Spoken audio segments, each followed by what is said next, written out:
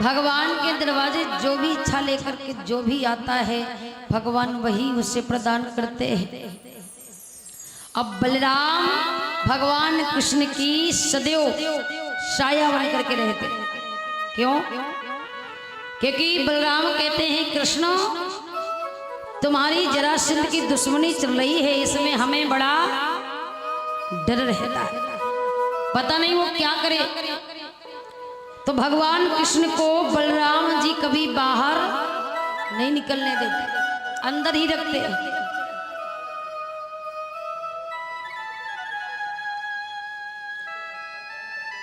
समय धीरे धीरे आगे बढ़ता है। उद्धव जी का भगवान घमंड नष्ट करते हैं। उद्धव जी वृंदावन जब से गए तब से ऐसे प्रेम के रंग में उद्धव बंधे कि उद्धव को अपना घमंड नष्ट करना पड़ा। उद्धव उस प्रेम के आगे ज्ञान बिल्कुल छोड़ना पड़ा, क्योंकि भगवान ने पहले उद्धव को समझाया, उद्धव को समझ में नहीं आता। और जब वृंदावन की दशा को देखते हैं उद्धव, तो अपने ही आप उद्धव का घमंड नष्ट हो जाता है, क्योंकि उद्धव की समझ में बात आ जाती है कि वाकई में दुनिया में प्रेम से बढ़कर के कुछ नहीं।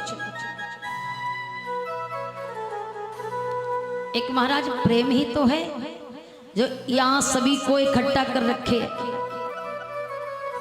अगर ईश्वर से आप लोगों को प्रेम ना होता तो आप आते क्या यहाँ?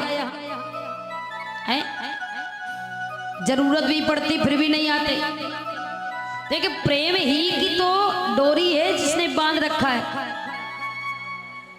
अब भगवान के भक्त जो होते हैं, जो भगवान से प्रेम करते हैं, वही दूर दूर से चल करके कथा सुनने आते, वरना हर किसी के किस्मत में कहाँ है।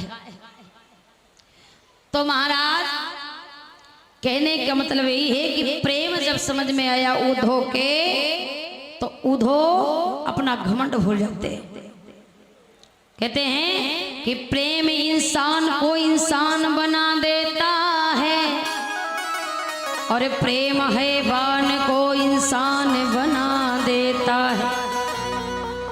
प्रेम से पूजते हैं अगर पत्थर, तो प्रेम पत्थर को भी भगवान बना। अच्छा ये बताइए, हम लोगों ने कभी भगवान को देखा? सिर्फ भगवान की मूर्ति देखते हैं, पर एक प्रेम ही तो है जो पत्थर की मूर्ति में हमें भगवान नजर आते हैं। किसी ने देखा तो नहीं? अब हमें तो लगता किसी के सपनों में भी भगवान नहीं आते, सबसे बड़ी बात। अच्छा बताओ, इतने लोग हो, किसी के सपनों में भगवान आए कभी? बहुत सुंदर। और जिसके सपनों में भगवान आ जाए तो ये मानो कि ईश्वर की बड़ी कृपा है। ये समझिए, सपनों में तक कि अगर भगवान के दर्शन हो जाए तो आप पर भगवान की बड़ी कृपा है, ये मानिए। वैसे जल्दी से भगवान सपने में नहीं दिखते, दुनिया की अन्य चीजें दिखेंगी पर भगवान कभी नहीं दिखते। और जिस पर दिख जाए तो ईश्वर की कृपा मांगनी है। तो हमारी श्रद्धा कहाँ होती है कि हम मंदिर जाते हैं, अब मंदिर में सोचते हैं वहां हमें भगवान मिलेगा, तभी तो जाते हैं। घर की पूजा भले भी छोड़ दें पर मंदिर जरूर हम जाएंगे। क्यों? क्योंकि हमें लगता है, हमारा ये भाव कह रहा है कि उस मंदिर में भगवान मिलेगा। लेकिन कहते हैं कि मंदिरों में कहीं भगवान नहीं मिलता, और श्रद्धा से विधवत कहीं विधान नहीं मिलता।